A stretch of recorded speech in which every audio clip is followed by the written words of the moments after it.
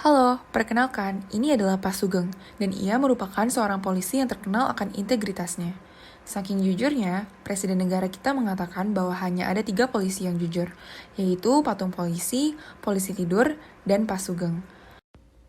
Seringkali, Pak Sugeng ini dihadapi dengan situasi di mana ia ditawari suap oleh pihak eksternal untuk mendapatkan keuntungan secara ilegal, tetapi ia selalu menolak. Berikut contohnya. Ada seorang pengusaha sukses yang sedang bermasalah dengan pengusaha lainnya. Singkat cerita, ia mempunyai ide kotor untuk menyingkirkan pesaingnya ini dengan cara memfitnahnya. Ia ingin meminta bantuan kepolisian daerah untuk melakukan penyelidikan dan pengecekan terhadap perusahaan lawannya itu, yang dimana akan ditemukan narkoba untuk menjatuhkan lawannya. Suatu siang, ia menemui Pak Sugeng yang sedang berada di kantornya untuk memujuk Pak Sugeng yang terkenal berintegritas itu untuk membantunya melaksanakan ide liciknya. Selamat siang Pak Sunggeng.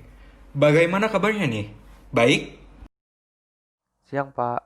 Baik-baik saja. Ada kepentingan apa ya, Pak? Jadi begini Pak, saya membutuhkan bantuan Bapak untuk menyingkirkan rival saya dalam berbisnis.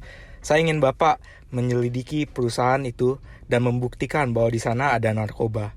Untuk imbalannya, gampang Pak, pasti akan saya beri yang sesuai. Bagaimana Pak? Maaf sekali, Pak. Tapi saya tidak bisa melakukan hal sekejam itu kepada pihak yang tidak bersalah. Perbuatan ini akan menimbulkan ketidakadilan bagi pihak lainnya. Ayolah Pak, saya sangat membutuh bantuan Bapak. Saya akan memberikan Bapak uang sebesar 1 M dan juga mobil Mercedes. Sedan Pak. Juga anak Bapak sebentar lagi juga akan kuliah bukan? Lagi pula, dengan bantuan Bapak, bisnis saya ini akan menjadi semakin maju. Sehingga saya bisa membantu Bapak ke depannya. Dan juga meningkatkan pendapatan negara ini. Memang betul anak saya akan kuliah. Namun, saya tidak bisa menerima tawaran ini dengan alasan apapun. Hal ini adalah perbuatan licik dan sangat terlarang. Jika Anda memang ingin memperbesar perusahaan Anda, lakukanlah dengan jujur, tanpa melukai pihak lainnya. Apakah dari dulu kerja keras Anda semuanya adalah hasil kebohongan dan manipulasi? Tentu, kerja keras saya penuh dengan kejujuran, Pak. Saya ingin memajukan negara ini tanpa terkecuali. Dan saya rasa caranya adalah memajukan bisnis saya ini. Bukan seperti itu caranya untuk memajukan bangsa. Bahkan yang Anda rencanakan adalah sesuatu yang akan merusak bangsa dan menghilangkan moral bangsa. Bapak jangan coba-coba untuk melakukan hal seperti itu ya. Ya sudahlah, Pak. Saya kecewa dengan Bapak. Setelah gagal membujuk Pak Sugeng untuk ikut melaksanakan ide jahatnya, sang pengusaha tak berhenti sampai di situ. Ia tetap mencari jalan lain agar rencananya menjatuhkan lawannya tetap terlaksana. Setelah ditolak oleh Pak Sugeng, pengusaha ini kemudian mencari polisi lain yang kiranya dapat ia ajak bekerja sama. Ia berpikir mungkin Pak Andi akan menerima tawarannya. Setelah itu, ia pun menemui Pak Andi yang dimana mereka akan mendiskusikan bersama perihal masalah pengusaha tersebut. Jadi, apa yang ingin Bapak bicarakan dengan saya? Jadi begini, Pak Andi.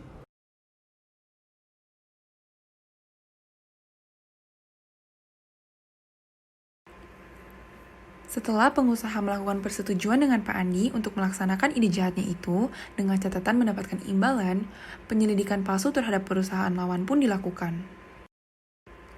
Suatu ketika, Pak Sugeng menyadari ada yang janggal dalam sebuah penyelidikan.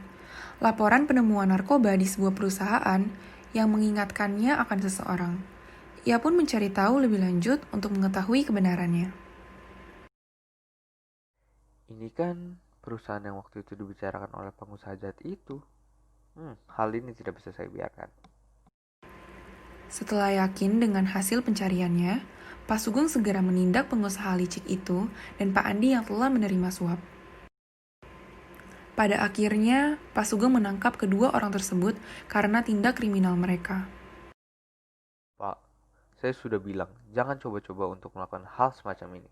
Kejujuran itu nomor 1, Pak. Kok, Pak, Bapak ada di sini? Tolong bantu saya, Pak. Untuk apa saya membantu orang yang akan menjatuhkan bangsa? saya tidak bisa tinggal diam melihat perbuatan orang seperti Bapak. Anda juga Pak Andi, kejujuran itu sangat penting dalam bekerja. Masa kerja Bapak saya cabut. Bagaimana negeri ini bisa maju apabila masih ada polisi seperti Bapak yang mudah tergiur dengan suap-suapan? Tidak, tidak Pak. Maafkan saya Pak. Untuk memajukan bangsa Indonesia, dibutuhkan integritas yang tinggi. Perbuatan yang dilakukan oleh pengusaha dan Pak Andi barusan, jangan dicontoh ya. Mari kita bangun bangsa ini, dimulai dari kejujuran. Dari cerita sebelum ini, kita dapat mencontoh tokoh Pak Sugeng yang sangat menginspirasi kita untuk terus berintegritas dan berkata jujur dalam bekerja. Ia tidak pernah tergoda dengan tawaran suap yang ia dapati, walaupun ia tahu bahwa hal itu dapat memberi keuntungan untuk dirinya sendiri, namun ia tetap mementingkan kepentingan bangsa. Jadi, moral dari film tersebut adalah berbuatlah jujur untuk segala hal. Jangan merasa bahwa hal tersebut tidak mungkin untuk dilakukan, maka kebohongan pun dijalankan gitu.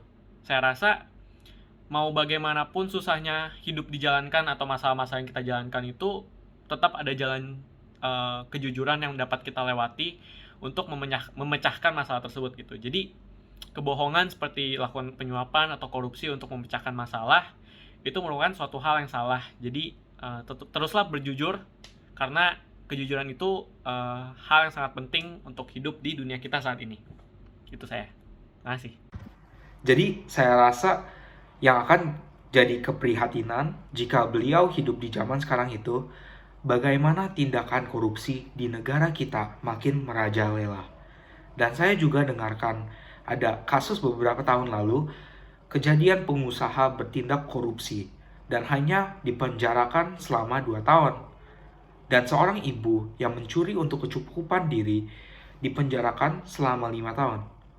Jadi saya rasa penindak korupsi tidak dihukum secara sesuai dengan yang ia lakukan, yaitu adalah mencuri dana negara yang didapatkan dari pajak masyarakat. Jadi itu yang akan jadi prihatinan beliau. Untuk meneladani Jenderal Hoge, kita dapat mencontoh sikap beliau sebagai polisi yang jujur, yang anti kompromi, anti suap, dan berani melawan siapapun demi kebenaran. Nah, di kehidupan kita sehari-harinya, kita harus berani membela yang benar dan bersikap jujur kapanpun dan dimanapun.